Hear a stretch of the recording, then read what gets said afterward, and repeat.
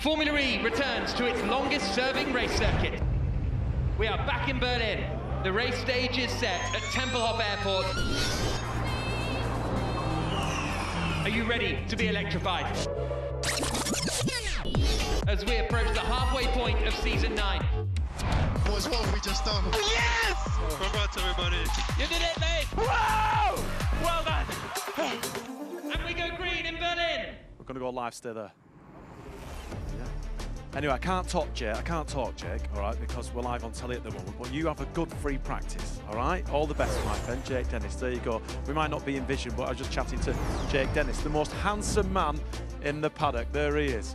Hi, everyone, and welcome to the Formula E Show. This is it. It's Berlin weekend, round 7 and 8 of the ABB FIA Formula E World Championship. And this is an iconic city steeped in history. I'm joined by Oliver Askew, former Andretti driver. It's good to be back in Berlin. However, we've got a brand new car, we've got a brand new tyre. Half of the paddock say it's going to be fantastic. Half of them say maybe not so good. Oliver, you've raced here. It's a tricky circuit, isn't it? It is very difficult. And from the surface, when you're looking at the track layout, it looks fairly simple, but it's quite the opposite. For one, we have a pavement that's extremely abrasive, lots of hairpins on this track.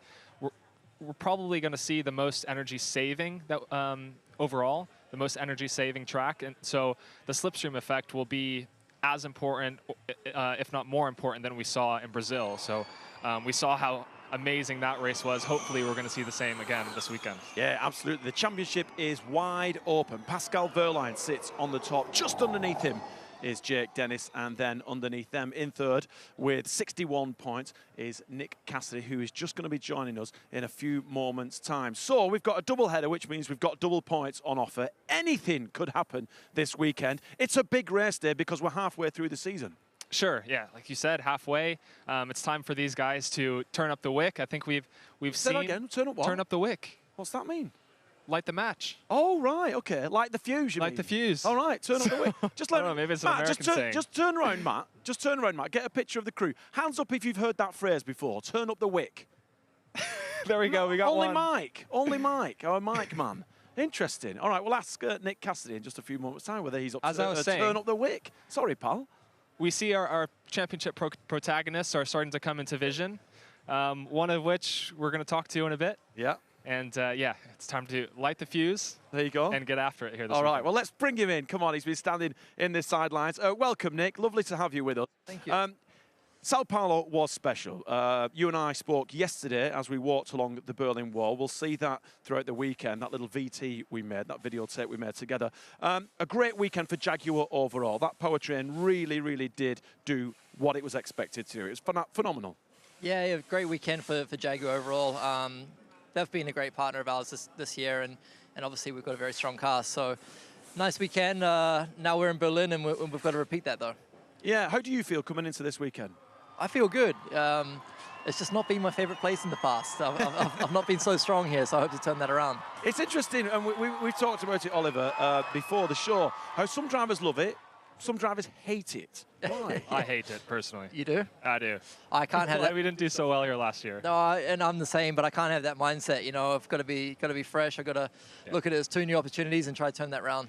One thing you mentioned yesterday, which I found fascinating, was that you've taught yourself, or you've learnt how to dial in your free time. You know, maybe not go off and do, you know, just sit in a pub or whatever. Not that you would do that because you're a professional sportsman. But, you know, you're spending your time as it should be spent, focusing on racing. It's made a big difference. Yeah, for sure. Obviously, I try to work on myself, but I'm also fortunate to have a great car as well. So I think we've got a better car this year, and as you know, it can make you look like a hero zero. Yeah, new teammate this year. How was it like working with him? Yeah. Yeah? No, I'm joking. I'm like, wow, okay, you've lit the wick there. You know, unbelievable. Where is he? Is he around? No, he's in there somewhere. He's always got. Say less. He's always no. He's wait. Yeah, classic. No, he's a good laugh, and he's full of entertainment. Got a few stories, and he knows a thing or two as well. You're third in the championship. We talked about this being a big weekend. Where are you at the stage now of the season? Can you slowly start to smell the fact that you are really in the running for the championship. Where's your mindset? No, I think I'm in the running. However, I think everyone's in the running. You know, we're still so early in the year. A lot of races left, and even myself, you would have said after the first 2, 3, I'm a bit back, and now with three good runs, you're in the game, and a few other guys have the potential to do that as well. So a lot can change, a lot can happen, but I'm in a good situation with the package that I have and the environment I'm in. Yeah, good man. You're back at a track now that you know, right? It's been 3 races in a row now where the track has been new for everyone, and you seem to be doing really well at tracks that are new for everyone. Do you think that's going to be any different here this weekend?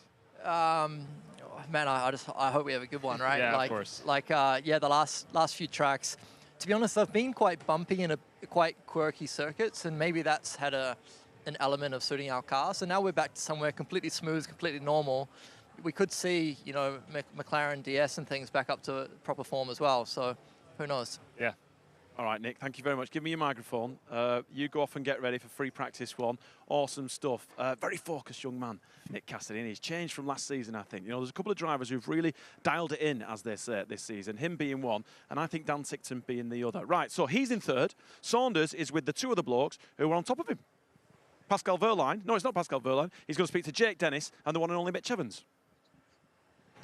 So the last few rounds of the championship have really spiced things up, and now the standings are a lot tighter. Good for some, not so good for others. Maybe the latter. Talking to you, Jake Dennis. How are you ahead of Berlin? Because this is a crucial race for you points-wise. Yeah, crucial race for everyone. You know, back on the European leg, double weekend, double points. So big weekend for myself. Try and get out of this rut what we're in at the moment. Obviously 3 non-scores. So yeah, need to turn things around, see the checkered flag, and score some big points on Saturday and what looks likely to be a wet Sunday. How are you going to go about doing that? Because this can be a challenging circuit at the best of times, and there's sort of a reset with a new car, new tyres. Yeah, the surface here is really abrasive, and we've never really experienced this on the Hankook tyre, so it's a lot of an unknown territory for everyone. Hopefully we've got a good understanding and we can try and capitalise on any misfortune for anyone, but ultimately we need to qualify better. You know, I think my last 3 or 4 qualifyings have been outside the top 10, and same for Andre as well. So ultimately we need to do a better job as a team, get us into the duels, and then honestly with the energy reduction what we have for this weekend, it's quite aggressive. So I don't think we're going to be like being able to push that hard. So there's going to be a lot of overtaking. So if I can qualify in the top 8, I can definitely win the race. So just going back briefly to Sao Paulo, I've got to ask you, that incident with Dan Tickton, have you made up? I mean, did you have any words after the race? I mean, obviously we exchanged words in the you know, driver's room, whatever it was, before we went in to see the officials, and you know, he explained the situation. But obviously, I moved on from it now. But at the time, I was pretty frustrated. Obviously, after what happened to me in India with Ras, so yeah, is what it is. But yeah, I mean, I can't do anything about it now. So bit of a shame to obviously lose those points, but yeah, we move on. The fight continues. Thank you very much, Jake. Right, just going to move down the pit lane here to speak to Mitch Evans, because he's very much on the other side of that coin as someone that is now in an advantageous position with the tighter standings. Mitch, how are you doing? Off the back of a win in Sao Paulo, an incredible performance for you and the team. What does it mean now going into Berlin? It means a lot. Look, we've had a tough start, especially on my side. We've been really quick, but just haven't converted into any results until Sao Paulo, so we needed that. We come to Berlin, obviously, you know, high spirits and good spirits off the back of a tricky start, after the back of a good finish in Sao Paulo. But it's been a tricky event for us here in the past at this location. So look, it's a clean start, I think. New Gen 3 car, new tires, everything. So yeah, we seem to be strong. We need to continue that this year. A good opportunity to get rid of those Berlin demons that you guys often talk about with this circuit. But also, okay, what are the key things that are going to make a race win here possible? Because we've heard talks about qualifying being 1 lap pace being crucial. We've heard talks about tyres, energy management. What is it going to be? I think we're finding with the new Gen 3 car, qualifying is not as critical as maybe than Gen 2. The toe effect's huge with this car. This track's, you know, relatively, you know, drag sensitive as well. So it's going to maybe be a similar race to Sao Paulo in terms of strategy. So if you're starting within the top 10, I think you've got every opportunity to win the race. So it's going to be another real, you know, strategic battle. Just hopefully we've continued to do our homework to keep ahead of the other guys. Because everyone will learn a lot after Sao Paulo, and naturally in this category, everyone just starts to, you know, learn more and start to diverge to one another. And Yeah, it's been like 3 weeks as well, so it gives teams a lot of time to be able to crunch numbers and make improvements. A strategic battle, lots of overtaking potential. Sounds like we're in for a treat. Yeah, thank you very much, Saunders. Mitch in 9th in the championship. Jake Dennis, who we spoke to earlier, 2nd. This guy, Pascal Wehrlein, is sat at the top of the championship. We've got some really good drivers with really good cars, with really good powertrains. But does all of that go out the window because it's a new car, new tyre, on a circuit that we've never driven this on before? It's a clean slate. Right. For everyone, you know. We're, like you said, we're back at a track that we know. It's been 3 races of new circuits. Plenty of data and things that these engineers and drivers have to go over heading into this weekend. I think it's going to be a fantastic race. When we say it's an energy-saving race, we mean that there's more coasting than usual. Right, okay. With more coasting, you have more passing opportunities like we saw in Brazil. So with so many hairpins and passing opportunities here, I think we're going to see a really good race here this weekend. Yeah, we are. And it's sold out. So all the galleries are going to be full of people. The atmosphere in Berlin when we've raced previous years is phenomenal. So let's remind ourselves exactly what it's like to race here in the heart of Berlin. Templehof Airport has hosted more Formula E races than anywhere else on the calendar, and the historic airfield has conjured up some thrilling moments. Since the first race in 2015, won by Jerome D'Ambrosio, Templehof has provided drama, entertainment, and electrifying thrills. Here are some of the most memorable moments. And Evans doesn't move, and he's been hit! In Season 3, Mahindra's rookie driver Felix Rosenqvist had his sights set on a maiden victory for the team. Is Rosenqvist going around? He's done it! Goes right by him. Very nice. The checkered flag awaits, and it is a monumental day for Felix Rosenqvist. Going! We did it, man! The following year's race saw another groundbreaking moment for the all-electric series in Season 4. Audi's Daniel Abt capped off a perfect weekend by completing the championship's first ever Grand Slam. Daniel Abt exits the final corner to win for Audi in Berlin. A 1-2 for Audi. Qualifying on pole, recording the fastest lap and leading the race from start to finish, all on home soil for the German outfit. Audi did it again the following season with the new Gen 2 car, Lucas de Grassi taking the first of his 2 career victories at Templehof. As the COVID pandemic put a halt to Season 6, we witnessed an epic 9 days with 6 races in Berlin to decide the fate of the championship. Heading into it, DS de Cheetah's Antonio Felix da Costa led the way, with a host of drivers ready to mount a title charge. However, da Costa proved to be too strong in the German capital. Yahoo! Antonio Felix da Costa wins again. 2 in a row, guys. Amazing. Back-to-back victories meant the Portuguese driver had one hand on the trophy with 4 races to go. And da Costa claimed his first championship title with races to spare, finishing behind his teammate in a DS de Cheetah 1-2. Oh, I've lost for words, man. In Season 7, we witnessed one of the most hotly contested championship battles to date, with only 6 points between the top 5 going into the final race. And it was all action from the start. We go green in Berlin, and Evans doesn't move, and he's been hit. Mitch Evans has been hit by Eduardo Mortara. 2 title contenders out. But the drama didn't stop there, as Brit Jake Dennis became the next title contender to crash out. What on earth is going on in this title decider? Which meant that the Mercedes EQ driver Nick de Vries was the firm favourite as he battled his way through a gripping finale to claim the title. Unbelievable! That's it. You got it, mate. You got it. So who will steal the headlines at Templehof this season as we get ready for another action-packed weekend in Berlin? Well, one of the drivers undoubtedly hoping to make the headlines here this weekend is German racing legend René Rast for McLaren. René, always good to see you here. This is happy hunting ground for you. Look, you're already smiling, which is great to see. You had your first podium here with Audi back in 2020. Does it bring back some good memories? Yeah, definitely it does. I mean, it's obviously it's home soil, so I'm very excited to be here. It's a track which I know the best, and obviously, as you said, we had a podium here, so very good memories. Yeah, it was fantastic. You were kind of launched, it was like a baptism of fire because it was during the pandemic and we had 6 races here in 9 days. So it's a track that, well, you were really thrown into it, but you managed to perfect really well. Yeah, for sure it was a big challenge because I obviously came from a different background. I was driving touring cars for most of my career, and all of a sudden I've been thrown into that situation. But it was a cool experience. Obviously at the beginning it took a bit of time, but then I think already in the fourth race I had my first podium, so that was great. Excellent. And the podiums have followed since. I mean, you've already had another podium this season.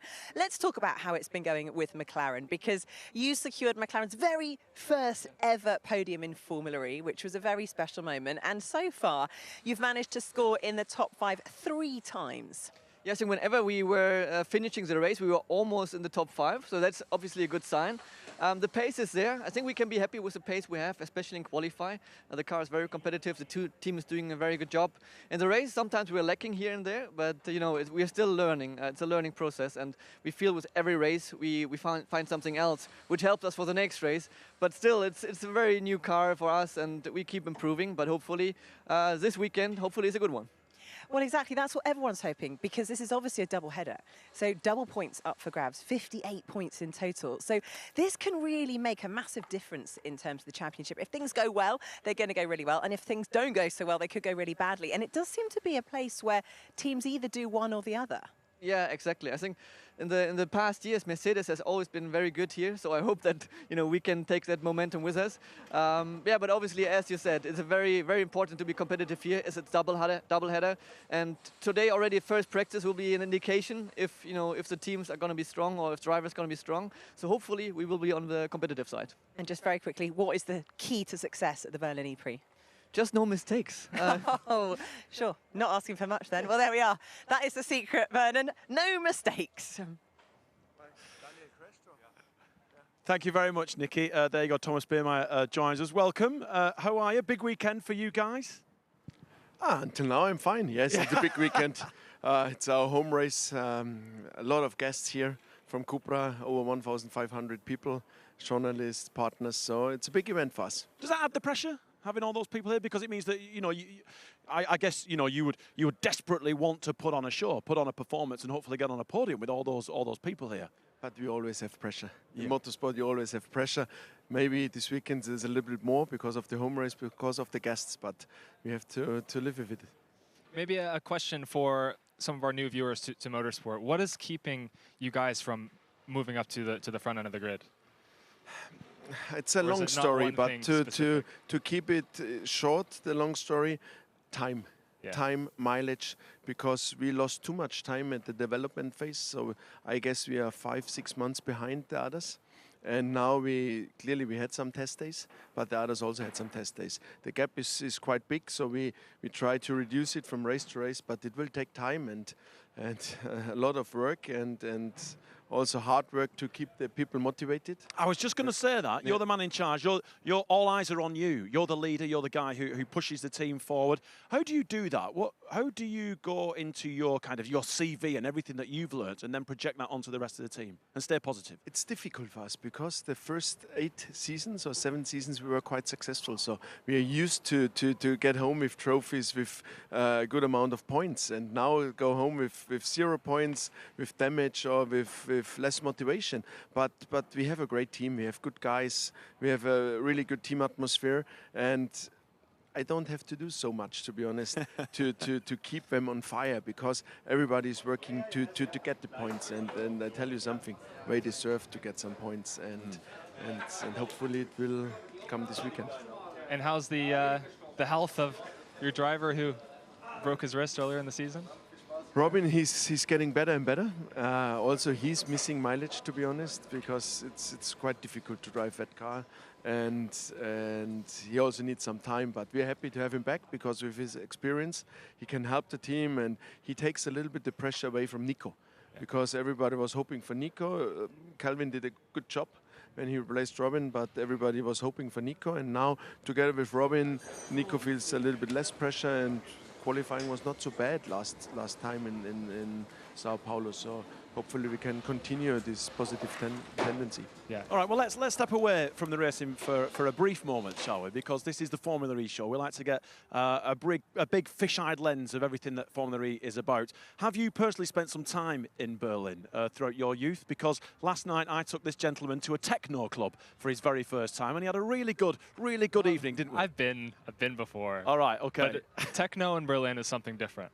It's something different. I'm not a fan of techno, to be honest. What's your music bag then? If you were to go to a concert, who would you see? Not the Bavarian ones, but something like rock and pops on the normal radio. This is something for me. No, I've been playing some Rammstein. But some songs are okay, but some songs are too heavy for me. Yeah, but it's a beautiful city. It's great. We went out yesterday to a steak restaurant, and the people are nice. The city has a lot of attractions, or how do you say? Yeah, so you can see a lot here, and we always here with a smile in our face because we love Berlin. We were successful here on track and also had some fun in the cities in the past. Good man. And long may that fun continue, my friend. Thank you very much for joining us. It's always a pleasure to chat to you because you always give us a real insight as to what's going on behind the closed doors of the garage. So thank you very much, as always. Appreciate it. Thank you. Good luck. Thank you. See you. Yeah. Bye-bye. Cheers, buddy. Let me take your microphone, then you can wander off. But thank you very much.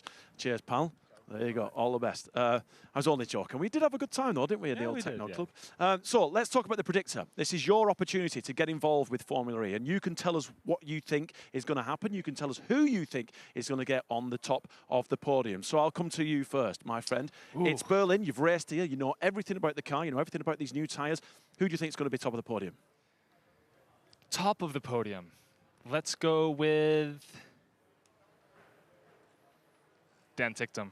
Ooh, nice. I like that. It's my dark horse. I like that. I'm going to go with Jake Dennis. I think Jake Dennis, after what happened in the incident last race, I think he's got a lot to prove to himself, not to his teammate, Andre Lotterer, but to himself. You know, no one likes to get shunted out the way. Right. A bit of a nightmare. So, yeah, it's going to be good. Get involved with the predictor and get ready. This is the brand new Gen 3 car that we race in Formula E.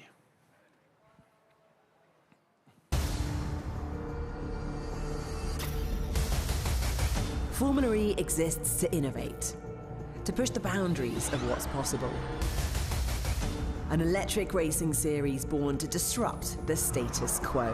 Racing for a reason. Racing for sustainable human progress.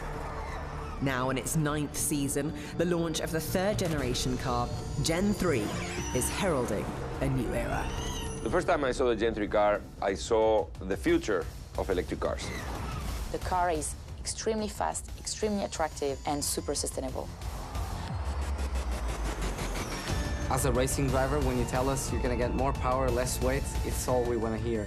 An outrageous overtake! We're always breaking ground and we're pushing technology to the limit. Gen 3, boldly designed to be the most efficient, sustainable, and fastest electric race car ever. The weapon of choice for the Formula E World Championship in 2023.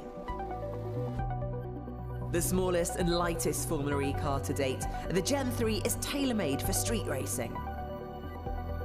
The power output has leapt from 250 kilowatts from Gen 2 up to 350 kilowatts, the equivalent of 470 brake horsepower. Top speed is now 320 kilometers per hour, or over 200 miles per hour. It has a front powertrain kit, a world first for single-seater race cars, capable of regenerating up to 250 kilowatts, as well as a powertrain on the rear, recuperating 350 kilowatts. This also acts as the main braking system for the car, which has no mechanical rear brakes. It's brake-by-wire. It's the same technology as they fly airplanes today. So you press the pedal is very stiff, and it's electronically distributed because you don't have hydraulic brakes on the rear. To be able to only slow down the car with electric motor is something huge. It means that all the energy you use to slow down the car is going back into the battery, and that is a very impressive step towards a more efficient car. This car is here to give a great show to everyone, to keep on going with the legacy that we in Formula E have been giving people, you know, like it's not always the same guy winning, it's not always the same team dominating. And I think for fans, that's very, very important. Formula E Gen 3. Progress is unstoppable.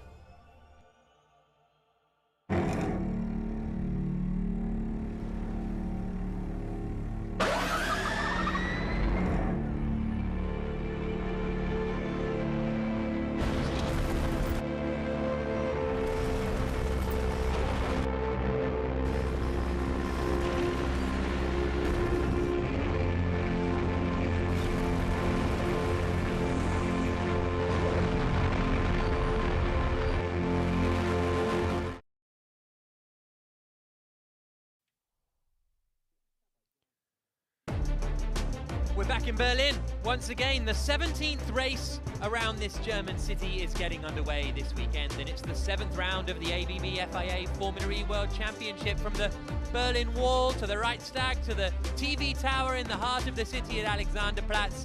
It is a fascinating, fascinating city, and it usually provides some fascinating Formula E races. There's the Brandenburg Gate and the rest of the historic downtown, and we are a couple of miles to sort of the southeast around the iconic Templehof circuit for the 7th round and 8th round of the ABB FIA Formula E World Championship. The Berlin E-Prix again this weekend. On the calendar since the first season of Formula E all the way back in 2014-15. One little diversion down to Alexanderplatz in season 2, but apart from that, this is the circuit that has held the most Formula E races in history. And we are here fairly early in the year, actually. We're in April, as you all know, because that's the month it is, and that's the earliest we've ever come to Berlin. Normally it's sort of May, June time, even sort of August, I think it was, when we came for that quadruple header in season 6.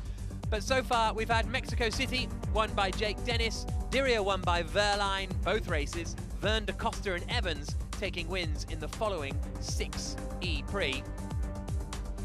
And as the drivers arrived a little earlier on, Lucas de Grassi, a man who has won around Tempelhof, Sam Bird, a man who has never won around Tempelhof. Oliver Rowland has won around Tempelhof, his one and only Formula E victory coming a few years ago. Nick Cassidy has struggled here in his 2 visits. Antonio Felix da Costa, arguably the king of the airport, having wrapped up the championship here in season 6.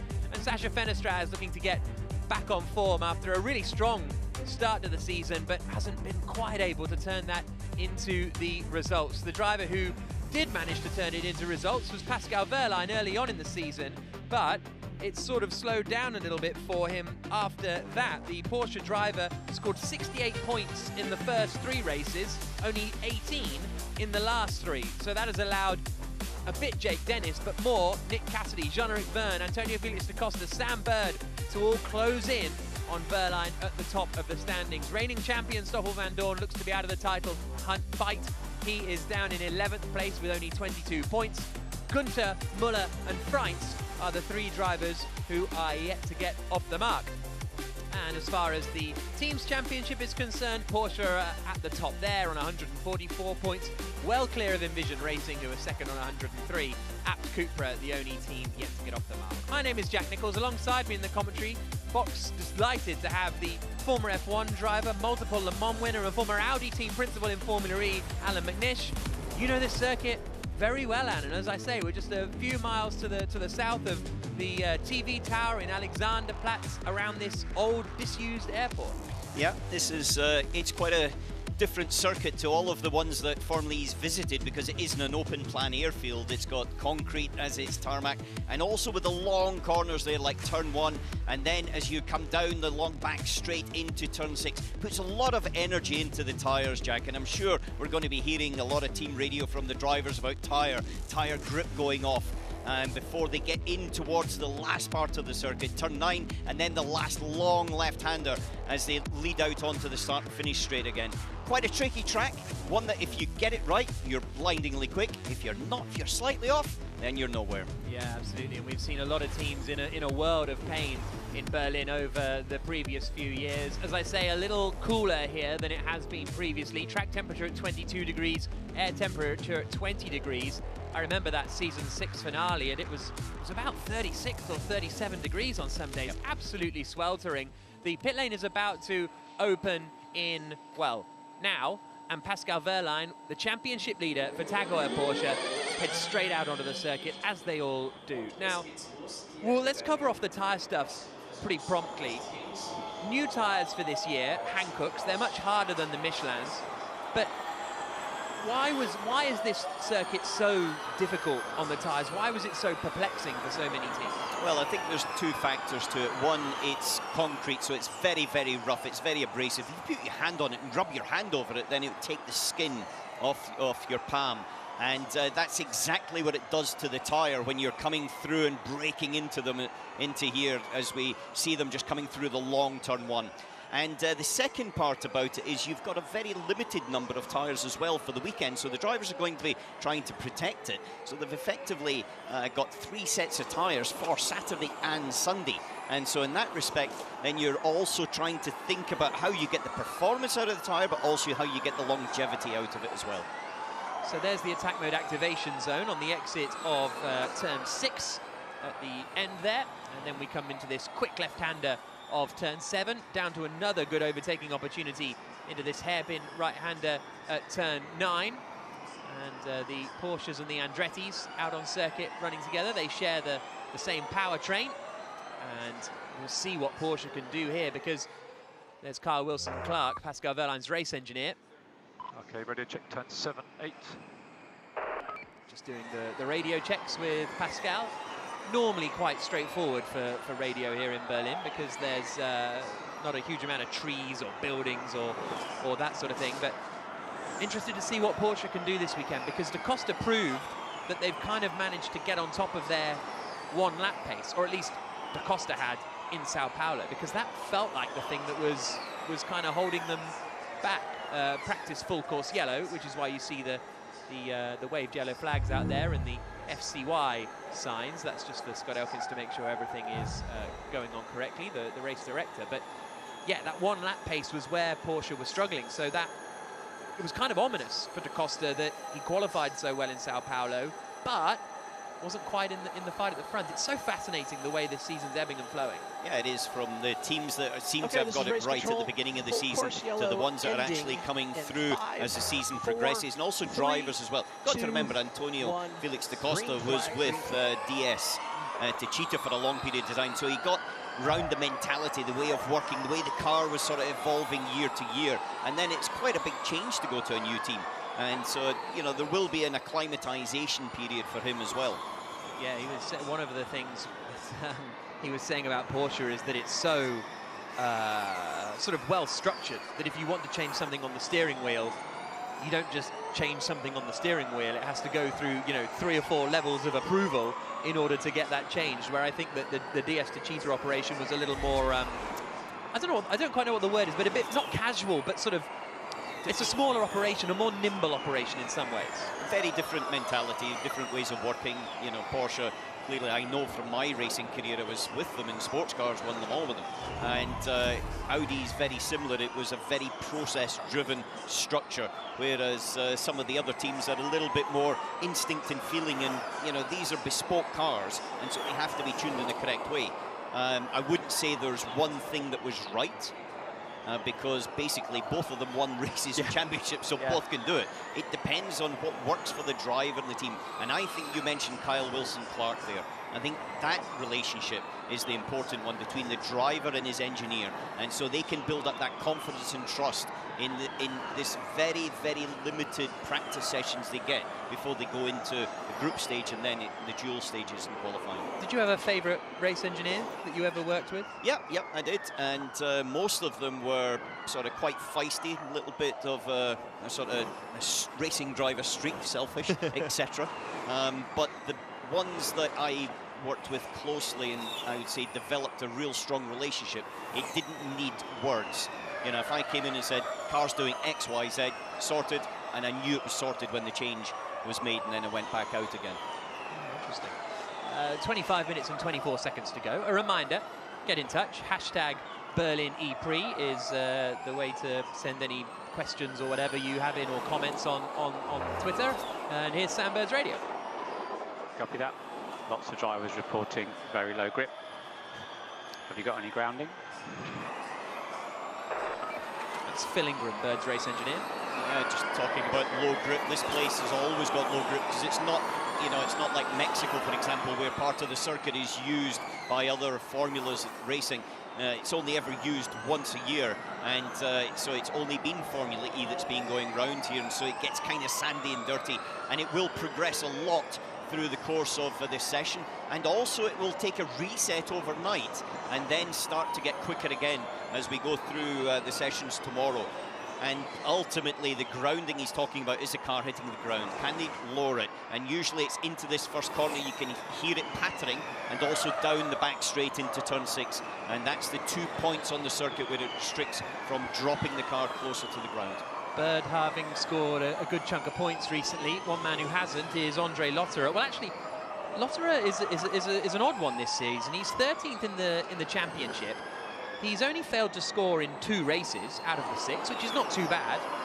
3 of them have been 9th place finishes, but his qualifying has really, really struggled. He's the only driver to be 6-0 down to their teammate, and only the 2 Abt drivers have a worse qualifying average than Andre Lotterer. So it's sometimes you get a very clear reason of why he's not getting the results. Yeah, but that's a surprise for me with Andre, because if I think back last year or previous years, actually qualifying was his strength. Yeah. He maybe got into a few, I'd say, rough and tumbles when it came to the races and things, and lost his nose and bits and pieces. But actually qualifying was a very strong point, and it seems to have deserted him. And another driver that switched teams, though.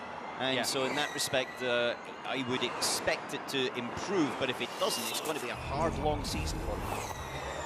Mitch Evans across the line to go fastest, a 1 minute 6.992. Race winner last time out in Sao Paulo. Very measured drive from him. His teammate Sam Bird, who we're watching here in the other black and white Jaguar, finishing in 3rd position, which was a bit of a redemption, really, for Bird after a tricky couple of races, and for Evans too, even though a lot of them were not his fault. You know, Hyderabad, not his fault. Cape Town, not his fault. But he's scoring some points now, and is, you know, kind of in the championship fight, even though he's 9th in the table. Yeah, he's definitely still in the mix, there's no question about it. There's a lot of points, and you could see by how Verline was able to rack up so many points at the beginning of the season, and as you say, he's only scored 18 in the last 3 events, and so it can come and go very, very quickly.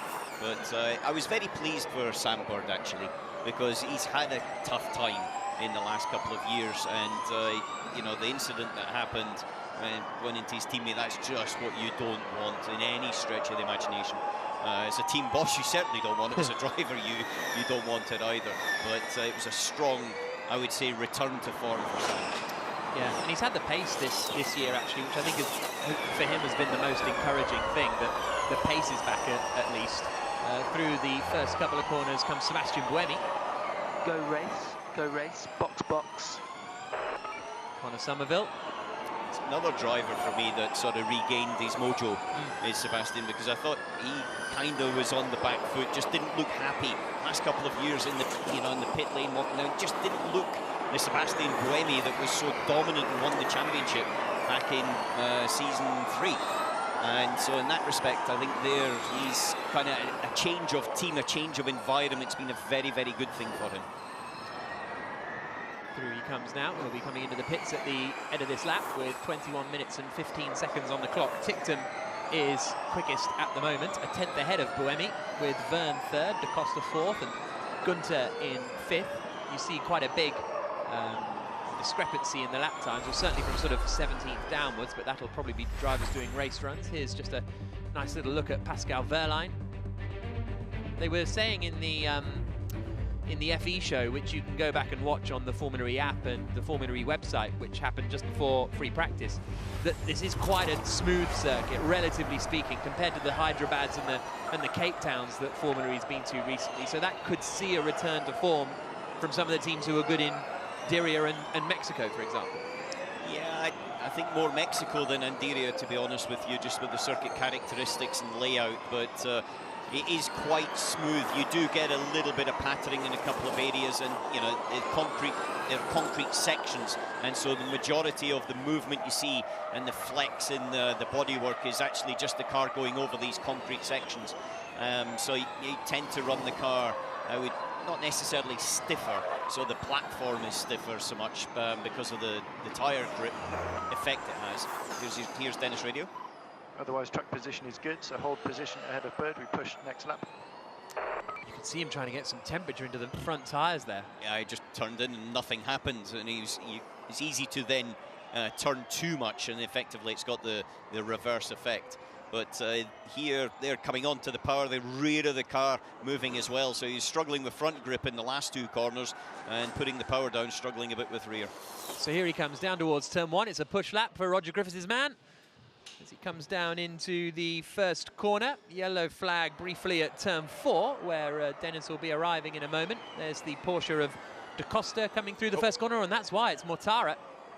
It's Edo Mortara who maybe has just outbraked himself. How much damage is on the front? He's just locked up, I think, and gone straight on. Instead of turning left into the corner where it narrows on exit and risking... Oh, no, the nose is broken. So now he's got to be careful that doesn't go underneath the car jack. And actually then it lift the front wheels off the ground. Mixter actually asked, using hashtag Berlin E-Prix, what do you think about Maserati this season, and can they score some good points this weekend? Well, they have to, but they don't want to be doing any of that. You know, considering that team was second in the championship last year, considering Edo was so strong in the last year, it's been a very, very difficult start for them. Here we've got a replay. Down into turn 4, and that looks like a technical problem. Yeah, some things continued to move forward where he's been pressing the brake in that one. You can see the disappointment, and the disappointment there at Maserati too. James Rossiter has had something of a baptism of fire to this new team principal lark that he's getting involved with. It tends to do that to you. But the thing is, you know, any minutes lost now are critical for this weekend, because it's very difficult to recover from that. You really want that first session, especially with the new Hankook tyres on this circuit. You need every lap to try to understand what you have got, and that is from both of your cars. And so if you've lost 50% of your armoury, as he has right at this moment, as you've now got Mortara going back to the pits, then it's going to be a tough uphill struggle. Here's Nick Cassidy in the Envision. Real front runner he's becoming, second, third and second in the last 3 races, and he is third in the championship, a point behind Jake Dennis, still a good chunk of 25 away from Pascal Wehrlein at the top of the standings. But Cassidy's been sort of quietly impressive this season. You sort of don't see him in the race, and then suddenly he's second or third. He stopped making mistakes. That's the biggest thing that I've noticed this year, and he's scored in 5 out of the 6 races so far. And you know, he's always been quick. There was no question about it. His first season, I think he was in pole in Rome. Got to turn 3 and then had a little spin. So there's always been, I would say, the speed there, but there was the rough edges needed to be rounded off. And I think now he's starting to really, I would say, become a more complete driver, understanding when to push and understanding when actually this isn't my day. I just need to take points out of it. He and Vernon Kay have had a nice little wander around the Berlin Wall today, I think, so keep an eye out for that over the weekend's coverage. Here's Robin Freitz, who was Nick Cassidy's teammate last season. He's still recovering from a wrist injury that he picked up. Well, he's not recovering, actually. He feels fine, but already didn't have much running in this new car, then did half a racing lap in Mexico, and he's 5 races sort of behind the curve in terms of this car, because he said when he did Sebring in the World Endurance Championship, he felt fine, up to speed, absolutely normal, but then come to Formula E, and actually it's such a tricky car to get grips on. He struggled a little. There's no question. Cupra are a little bit behind the curveball anyway, and then obviously with that accident in the first race, it's not been very good for Robin. And if I know him though, it kind of just gets in and dries, whatever it is. And if his experience levels at 80% or 100%, sometimes you would be just amazed at the results, and especially when it's a difficult type of condition. But this circuit's never been his best. It's not been one that's really clicked for him in the past, and he'll be hoping that at least he gets something underneath him this weekend and gets some points on the board. Right, who finished 6th in Portimao in LMP2 in the World Endurance Championship last weekend. Last weekend. Here's Max Günther in the other Maserati MSG. He, like Edo, actually has been successful here in the past. Mortara took pole in both races last season, won one of them, and then was second in the other, I think. And Günther won here for BMW I Andretti back in season 6. So we know Gunter's won more races than Robin Freitz. Advice to keep track position, and in terms of energy, it looks like yeah, understood. So that was his race engineer, Cyril Bleiss, and telling him to keep track position as he makes his way now down towards the final corner to maybe do a push lap this time. Gunter again putting so much energy into the fronts to try and get them up to temperature. 14 minutes and 20 seconds to go. And it's sort of been the opposite story with the tyres this year. In the past, you were always desperate to keep the Michelins cool. Let's see what's happened to Nico Muller here. There's Gunter coming through. Oh, it's Gunter just having a nice little slide. As he punched into that. Turn 2, 3, just trying to get a bit of power on the change of direction. And tyres not quite up to the grip level that he was expecting or wanting from them there as Edo Matara. We saw him at this corner actually locking up, looking like there was a little bit of throttle sticking on or something and damaging the nose. And so, you know, that's been, what, 4 or 5 minutes already he's been in the pits, Jack. So, as we were talking about before, for Maserati, it is taking away from their potential and making this first start of the season even more difficult. Jean-Eric Verne in the DS Penske out on circuit. Has won here before as well, Jean-Eric Verne. And that was in 2020 as well, in that season 6 year where everybody sort of got a win, got their turn in, well, maybe not. No, they actually not everybody, I've just remembered. DS Techeetah were so dominant that particular weekend. I would say every other year I felt pretty confident coming here, but not that year. Next lap, push FP2, we keep track position. So Verne on a push lap now as he comes down towards turn 1. This long, never-ending left-hander doubles back on itself into turns 2 and 3. And then down towards the left-hander of turn 4. Oliver Turvey on the right-hand side, the reserve and driver and sporting advisor of DS Penske. Nigel Beresford on the left, the team manager. Yeah, it doesn't look very, you know, it's reasonably quick, but it doesn't look very nice. It looks like he's turning and he's having to take 2 or 3 stabs at the steering to get it into the corner, and also coming out the corner as well. The rear sort of not quite planted underneath him. You can see it there, just fishtailing, and it's kind of catching and losing grip and catching grip again. Buemi quickest at the moment for what it's worth, and Verne is... He's 8/10 off on this lap so far.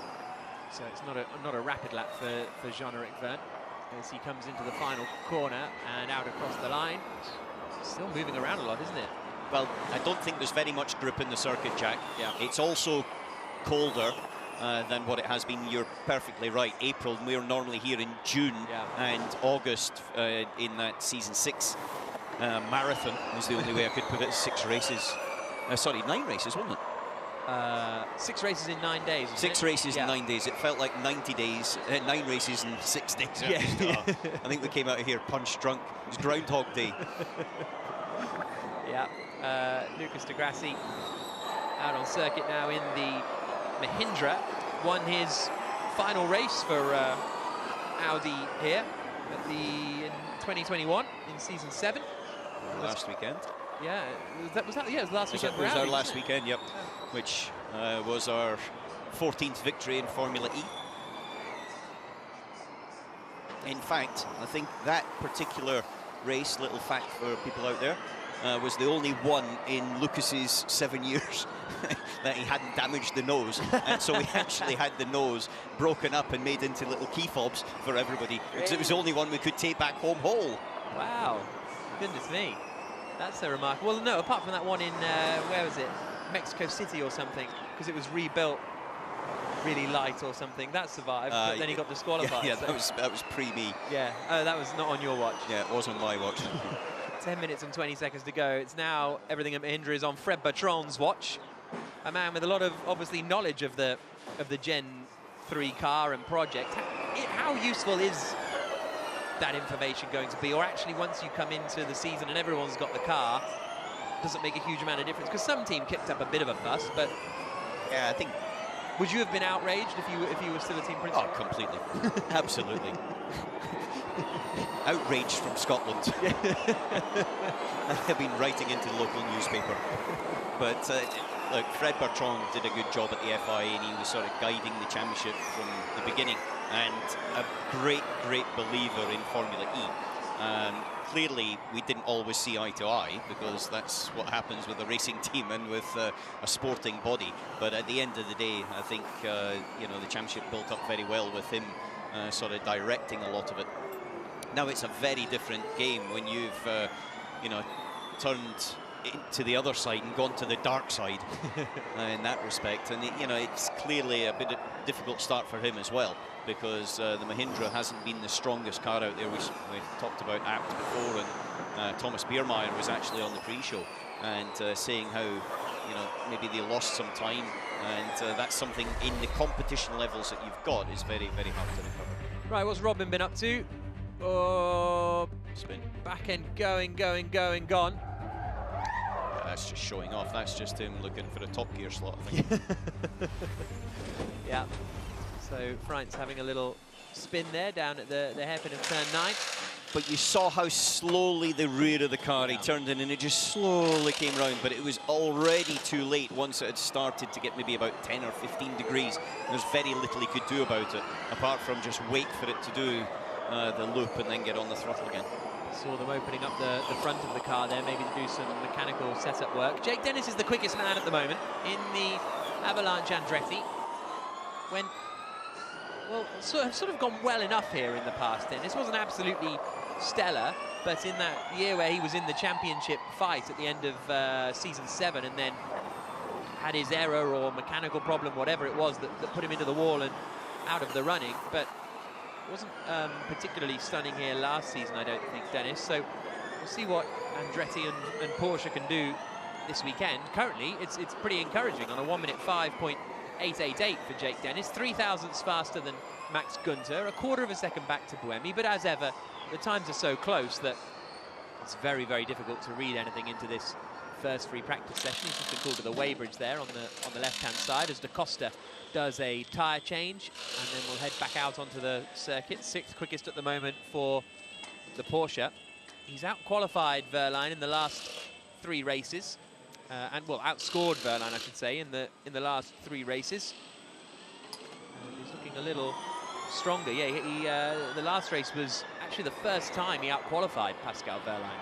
He lined up second on the grid, and it was 15th for Wehrlein. Oh, he scored 52 points in the last 3 races as opposed to the 18 points for Pascal, so it is a massive swing. However, from Porsche's point of view, to have 2 drivers that are capable of scoring medium to very high scores every weekend is really important for the team's championship. There's Evans and James Barkley.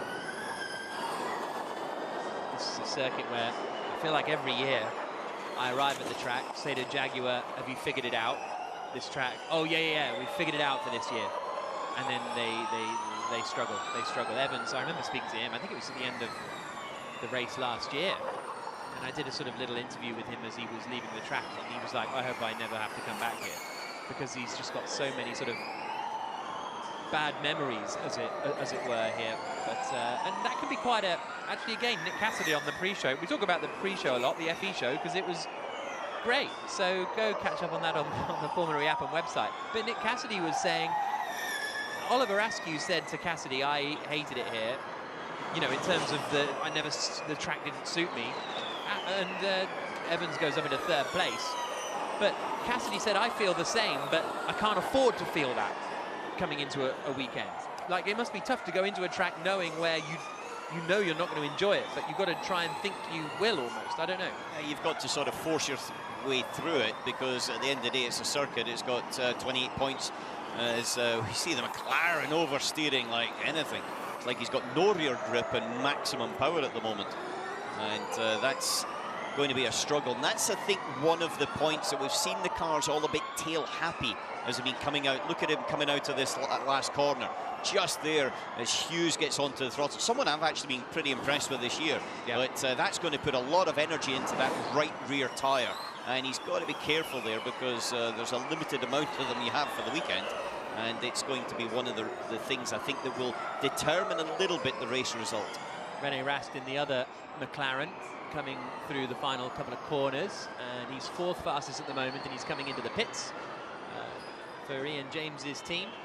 Hughes has definitely been impressive. When he was announced as the driver, I commentated on Jake Hughes' first year in racing cars in the BRD CF4 Championship back in the day, so I've known him a while, and he's always been quite good, but he's never looked the sort of necessarily the world-class level that you need to be for Formula E, and a lot of that is evidently now down to opportunity, budget, etc., which is the story for so many drivers, but then they don't get the chance to show it, whereas Hughes has. And Cassidy's not too dissimilar, actually. He's a driver who, you know, has been out in Japan and looked very strong. He's 6/10 down in Sector 1 at the moment, but has really proven himself coming to Formula E. Again, looking so loose at the rear on the way in. Yeah, Nick Cassidy jumped to our attention, or my attention, when DTM went to do that one-off race, or the one-off races in Japan, at Fuji, if I remember correctly, 2018, I think it was.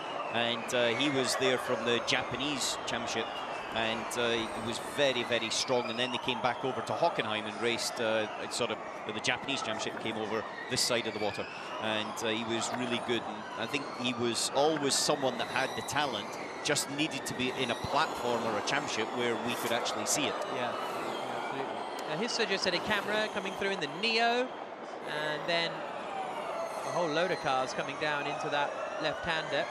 Alex Hui, the team principal at Neo.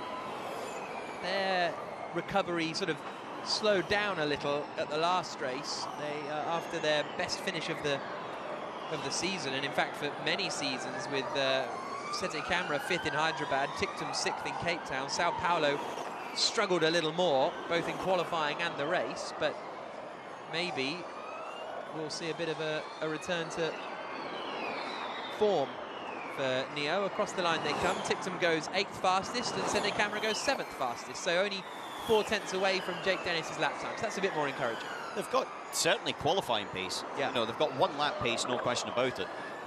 Unfortunately, the points are at the end of the race, but I would say they've definitely been a lot more efficient, and the team operationally has been stronger this year than it has been before. Maybe because they've also kept the driver lineups and there's been a lot of consistency, because there was a few chopping and changes in the past.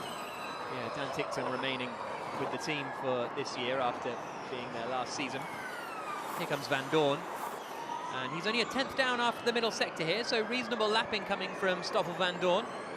Pole position last time out in Sao Paulo, even though he slipped back a little in the race to finish in 6th, because he looked like he just sat out the front and used too much energy, not bothering the apex at all at the final corner. So I can't imagine this is going to be a rapid final sector for Van Dorn. Ah, there we go, still goes 3rd fastest, personal best. Yeah, but I think there's a little bit more in there. Yeah. Not that you have to hit the apex, but kind of getting close to it. Yeah. Here comes Degrassi across the line in the Mahindra, and he goes 14th fastest. That becomes 15th because Lotterer jumps up into 8th in the Andretti. That's a bit more like it for Andre Lotterer at his home race. His teammate Jake Dennis is still fastest, 3 thousandths ahead of Gunter Bird, fighting the car into turn 10. I do like how much these cars lean. You really see them leaning, and they look aggressive when they're coming through. Bird goes quicker than his teammate Evans. So Bird 4th, Evans 5th. Jaguar looking like they've got some pace. Yeah, and they're keeping keep the speed up, keep the speed up, keep pushing, keep pushing. Phil Ingram telling Bird to keep pushing. And that's 4th quickest for him. This is Mitch Evans, who's on another push lap here. So he's only 3/10 down after the first 2 sectors. And that's what we see quite often, especially in the kind of group qualifying. You can just keep going and going and going on the tyres and continue to improve. Evans doesn't this time around, goes 3/10 slower than he managed previously on a 1:06.2. And here's Evans' radio. We keep pushing on 300, we're crossing before the end of session. So Evans being told to keep pushing as well. We've got 20 seconds left. Roland looking aggressive as ever. Close to the wall. Very close to the wall. They struggled to get the front of the car in. The Mahindra just doesn't look like it wants to get into the corner. Some people are now trying to back up and get a last run with 4 seconds to the line. Roland is slowest at the moment, 7/10 down after the first 2 sectors, so I don't think this is going to be tremendous for Roland. No, it puts him 18th fastest, a second away from Jake Dennis. Bird comes across the line, and he had backed off in the end in order to take the checkered flag. Mortara jumps him into 3rd place, so Maserati MSG 2-3 at the moment, a quarter of a second covering the top 9. And so we've got a Porsche powertrain up the front, then a DS, Stellantis, Maserati, whatever you want to call it, 2nd, 3rd and 4th. Then the 2 Jaguars in 5th and 6th. What's Tixon going to do? He's coming out of the final corner. He's a 2.5 down. Vern's on a reasonable lap as well, as is Van Dorn. So I think this is all going to change a little in the closing stages. Freitz goes up to 15th place in the apt, 6/10 of a second away from Dennis, but there goes Van Dorn. Stoffel Van Dorn to the top of the times. Here comes the Buemi. Envision of Buemi into the final corner. Cassidy's down in 20th place. Buemi's not on a great lap here, actually. Comes across the line 11th, 2 seconds slower. And I think that is now everyone across the line. So it is Stoffel Van Dorn, the reigning champion, the pole sitter in Sao Paulo a week ago, no, not a week ago, 3 weeks ago, who has gone quickest in first practice. But Maseratis and DSs look quick in practice, as they have done so often this season. Pascal Wehrlein, championship leader, down in 17th spot. It's only FP1. It's only FP1. Yeah. Just missing on your 350 sector 1, 1/10, best sector 2. So that's Van Dorn being told he was missing a 10th in the first sector. And that's where some of his time loss was. It was Sebastian Buemi actually who has the fastest first sector. Yeah, the first sector's a very difficult one because it's got a low, very technical parts to it as well to turn through 3. And it's quite easy to lose a 10th there, but you've got to build it up very gently as now they're doing their practice starts. Mortara on the right-hand side and Cassidy on the left-hand side. As they head down towards the first corner. And there's always a little, I always think that the first corner here invites a bit of carnage, but it's quite rare that it actually comes to fruition. You tend to get someone being brave and going to the outside and then just getting on the dirty stuff and missing the corner, but that's kind of it, really. Yeah, it definitely does, I would say, ask you to come in, but when you have got the reverse direction, yes, Oliver asks you, when you've got... Yeah, I don't think it was perfect on 300. Driving and car, there is a bit of work to do. Doesn't feel perfect, bit of work to do, yeah, says Stoffel Van Dorn. Well, feels more perfect, I would say, than everybody else. In fact, you're quickest there, Stoffel, but you can always improve, always make it better. And that's the one thing with it being a Friday free practice, 30 minutes, gives everybody a bit of real data, not simulated data, but real data to go back and scratch their heads and think, right, okay, what do we need to do for tomorrow? Because now we actually understand what the realities of the circuit and the tyre are doing together. Is there a finite amount of analysis you can do on a free practice 1 session? Or can you just keep working all the way to free practice 2 and you'd always find some more? Or is it after an hour or two, you've kind of exhausted it? Well, it depends where you are, you know, in the spectrum. If you're Oliver Rowland or Norman Nato, who are at the back, then obviously there's more to find, depending on the situation. I think the reality is to correlate everything that you thought was going to happen to what actually happened, and then to try to follow the circuit evolution as it changes as well going through the weekend. Yeah, fascinating stuff. Alan McNish, the former Audi team principal, with me this weekend, and so we look forward to more excellent insight over the Berlin E-Prix weekend. No, I'm serious. Yeah, I'm serious. Stoffel Van Dorn quickest in free practice 1, just 800ths quicker than Jake Dennis. Gunther 3rd, but look how tight it is. Pretty much a quarter of a second covering the top 8, less than 3/10 covering the top 9. Good to see Andre Losser back up there as he finds a bit of pace again in the Avalanche Andretti. René Rast completing the top 10. Da Costa there in 8th in the Tag Heuer Porsche, but his teammate Pascal Wehrlein, all the way down in 17th position, was 2/10 slower than Buemi in Sector 1, 3/10 slower than Van Dorn in Sector 2, and 2/10 off the pace in Sector 3. So championship leader slower than the apt Cooper of Robin Freitz. Lucas de Grassi with a reasonable lap up in 14th position.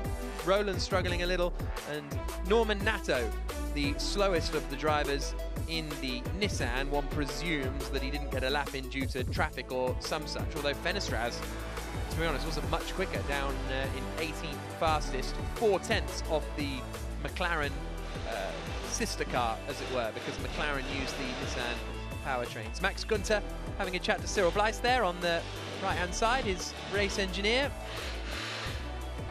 as he comes back to the Maserati garage. Stoffel Van Dorn's up to get weighed at the FIA garage. But quickest for him on a 1:05.803. And it is too late for him to, I'm sure it's too late for him to mount a title challenge, but it'll be the sort of learning for next year, because it's all, you know, pretty much the same for next year. There's no huge changes as there were from season 8 to 9. So would their focus already be kind of on next year a little bit? No, I think his focus will be in trying to recover everything out of this year so far. You know, racing drivers tend to look to the next race, and the next race is tomorrow. Yeah. And there's 28 points available tomorrow, and he's what? He's 64 points behind. So it's not insurmountable. Admittedly, it's a little bit Mount Everest, but it's not insurmountable. Costa, it's very much not insurmountable for. Bird and Verne arriving. So have a little look at the timing screens. I think Bird's, has he redone his hair again? He went for the blonde look at the start of the year. I think he might have had a bit of a refresher, potentially. As Jean-Eric Verne, just a 10th off his teammate Stoffel Van Dorn. Nick Cassidy ended that session 20th quickest, actually. And his teammate Buemi 11th, but Buemi did have some pace at times. There is Buemi, just having a little look at the timing screens.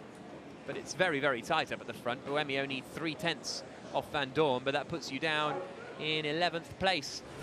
So the first free practice session ahead of the Berlin E-Prix, rounds 7 and 8 of the ABB FIA Formula E World Championship got underway at Templehof Airport.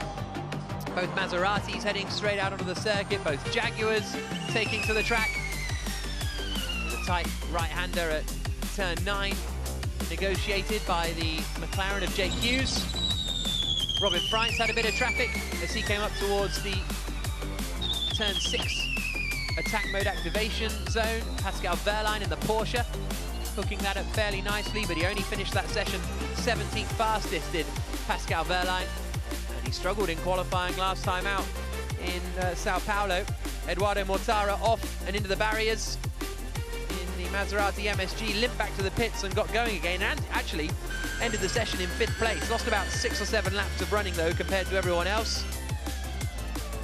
Great look at the front of the Nissan. Love that camera angle. Max Günther fighting the car as he slid his way out of turns 1 and into turn 2 and 3. The Neo drivers fighting the car too, and they ended up that session in 12th and 13th. Robin Freitz had a spin. Well, he just did a 360 really. But it was Stoffel Van Dorn in the DS Penske who ended the session fastest on a 1:05.803. Da Costa and Bird having a wander back. To the airport, to the other airport. I went to Hamburg. It's Sam Bird just having a little bit of a chat about when he went deep into turn 1. He and Da Costa having a little bit of a bounce, as it were, but only 14th fastest for Lucas Di Grassi. And that is the reaction of the Brazilian when he checks out the timing screens. Yeah, not quite there at the moment for Di Grassi. Right, make sure you join us tomorrow morning, qualifying getting underway nice and early at 8:15 Berlin time, and then it will be qualifying following that and the race getting underway in the afternoon. And a reminder, double header this weekend, a race tomorrow on Saturday and a race on Sunday. The championship picture could change an awful lot after this weekend in Berlin.